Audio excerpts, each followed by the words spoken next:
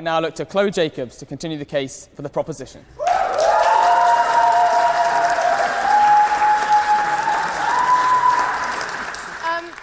I would like to begin with a bit of personal business. I know that this is not necessarily the place, but one of the people you see up here has taught me a lot about not just, we're not just here to talk about romantic love, we're here to talk about love in general. And Brendan McGrath is one of my best friends and my flatmate, so he's taught me a lot about platonic love, the things that you're willing to do for the people that you love. I give him unconditional affection, support, pep talks, and he gives me a termly message asking me to go down to the Union and vote.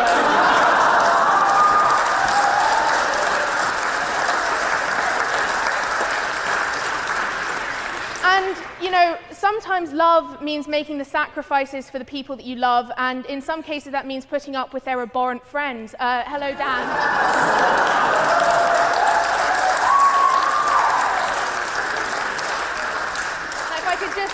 Move on to the brief matter of personal business. Mr. President, is it or is it not true, on the 10th day of January, you contravened the first rule of don't fuck with Chloe? When you sat in my living room with no shoes on and put your feet on my brand new MacBook. Is it or is it not true, sir? It is not a matter of... It is a matter of public record. No, it is not.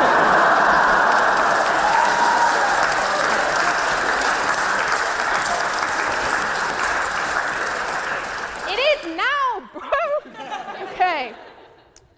So having got that vitriol out of my system, I would like to talk about... So we're here talking about how important love is. Outside of the argument is that all you need is love. And I thought it would be important to touch on not just the presence of love, but what the absence of love does to a person. Pregnant silence there. I am talking about me, folks, yes. So I was an extremely weird child, and not only did I lack romantic love, but I lacked platonic love because I didn't have friends. No! Thank you. Someone's like, yeah, me too.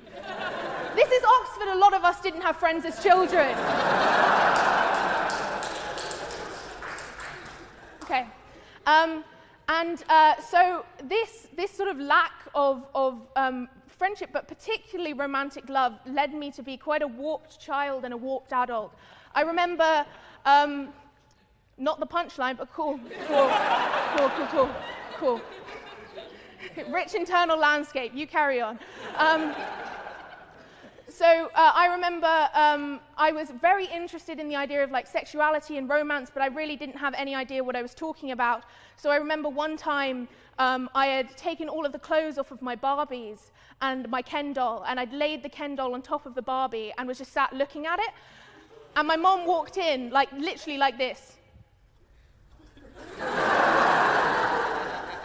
Another time, I had an Xbox, and my parents had bought me The Sims. And I don't know if you know this, but in earlier versions of The Sims, if you made two characters friendly enough to each other, they would eventually start a romantic relationship. I accidentally did this with a 70-year-old Sim and an 18-year-old Sim.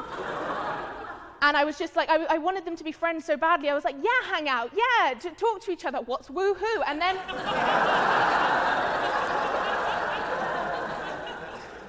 And then I remember taking the game to my parents' room crying, saying, take it away.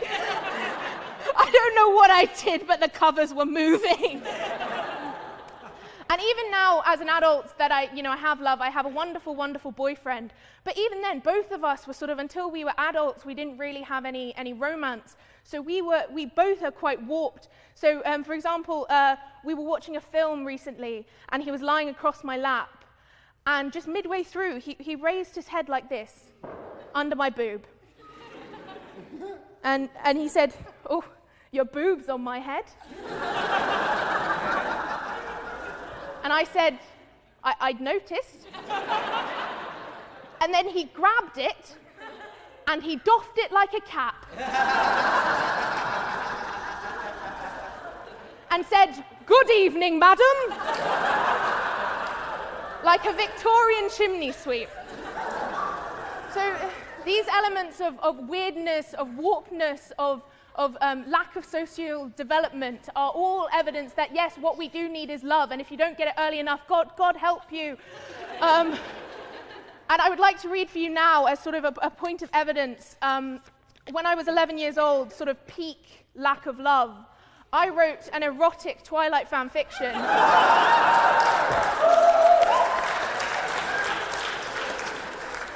That is still very much on the internet, because I can't remember the password to the account I made it on. So I'll read you this, and if you would like to read the other 30,000 words, please go and look for Daughters of Volterra by Evil Penguin 98.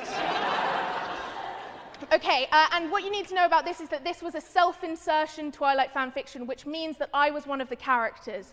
I'd aged myself up, but one of these people is very much me. Okay, are we ready? Good? Okay. This is a scene where my character goes ice skating. We arrived at the arena. The Cullens had to rent skates, but I had my own. What a weird flex, right out of the gate. I had 3 pairs, one for figure skating and one for speed skating and one for hockey. I was wearing my figure skates today. Just like this entire paragraph is just, I have shoes. I have shoes. Everyone else seemed to be doing fine on their own, but Jack was on his arse already. Jack was my bad boy love interest in this fanfiction. Need some help? I asked, holding out my hand. He took it with a smirk in my direction. Not a fan of skating, city boy?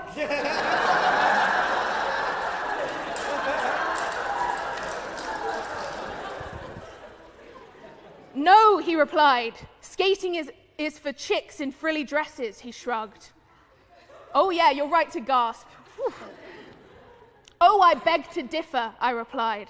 There is, of course, figure skating, but it's a lot harder than it looks to become regional champ 5 times in a row.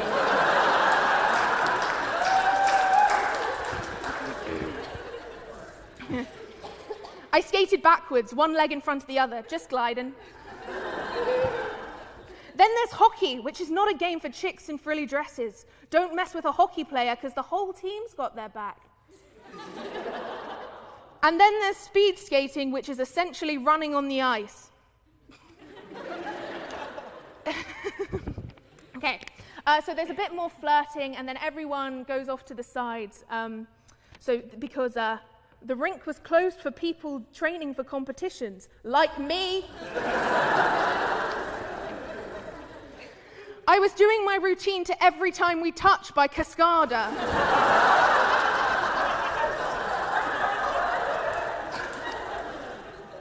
I skated on when it was my turn, twirling slowly as the song began, placing one hand around my waist and the other above my head, like a ballerina.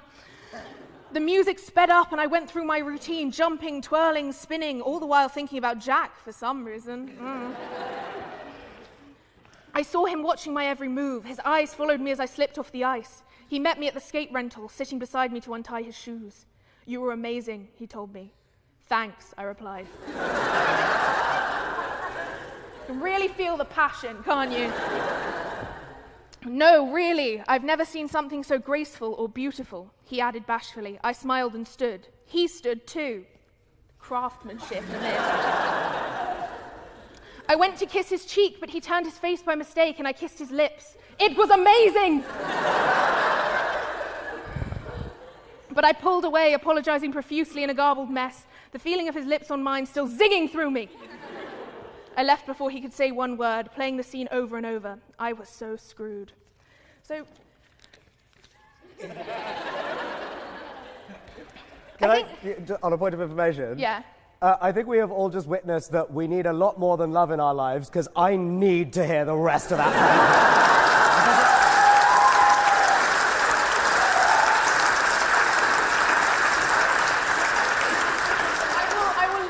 My closing remark will be the last part of the fanfiction, perhaps the most disturbing part of the fanfiction. The sexual consummation, which is But before that, I will just talk about, like, it's not just, you know, weird children like me who might have turned out weird anyway that suffer from the absence of love. Has anyone here seen the TV show Dinner Date? Yes. Yeah. Those people are freaks, and the reason they're freaks is because they don't have love. I'll tell you why. They can't talk to each other before the date. So on Dinner Date, they can't talk to each other before they go on their dates. They have to get to know each other through their menus.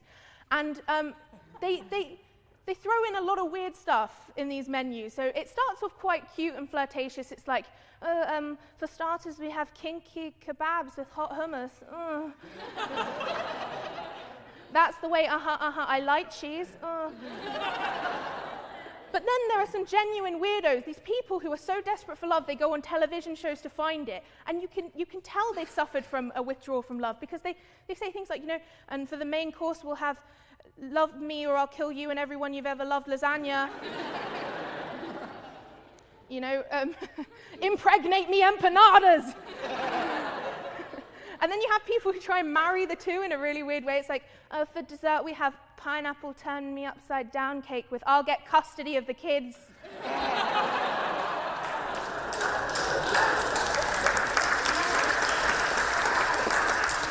And I think we as a society, we magnify and point out when people are in love and sort of belittle them for it. So for example, particularly like, you know, LGBT people, like on the Great British Bake Off, for example, when there's a straight person on, they talk about everything. When there's a gay person on, they talk about literally just the fact that they're gay. It's like, you know, Sandra is an avid lesbian from County Durham.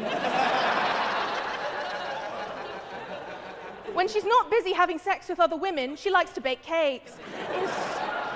It's so weird, and yet when we have the absence of this love, when we see the withdrawal from this love, we see people turn out like me and turn out like the people on Dinner Date. And just to drive this point home, I will read you the second part of this fan fiction. Now, the second part of this fan fiction has some rude words in it, and Brendan told me I wasn't allowed to say rude words. So I was just wondering, Dan, can I just borrow your name to substitute in every time?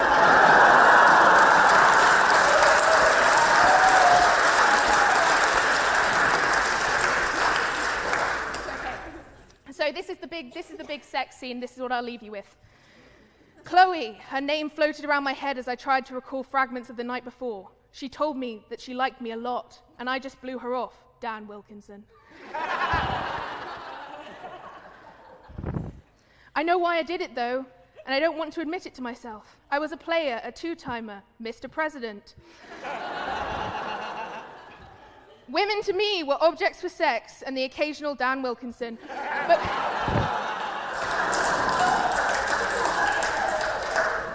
But Chloe was something totally different, and I was trying to quash it before it became something more. Love hurts you, leaves you weak and vulnerable. So they sort of wake up having slept in the same bed but not had sex, and they flirt, and, you know, I say they, this is literally, I thought that this was me.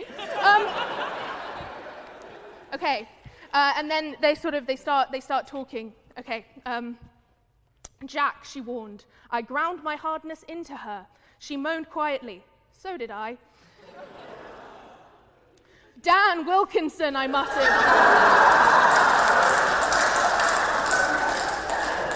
I want you. I could almost feel my eyes turn black with desire. How? I moved against her again.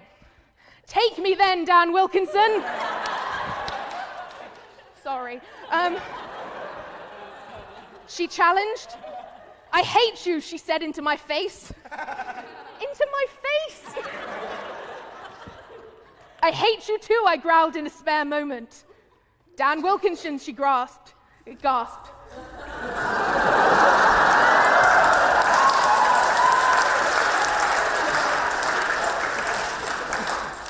Dan Wilkinson, I undid her bra and began kneading her breasts roughly. Dan Wilkinson, she groaned as I pulled down my underwear. Look, we should probably stop, I warned. Don't, she whimpered. Oh God, she moaned. Dan Wilkinson, I muttered, kissing her lips, moving faster as I came closer to the peak.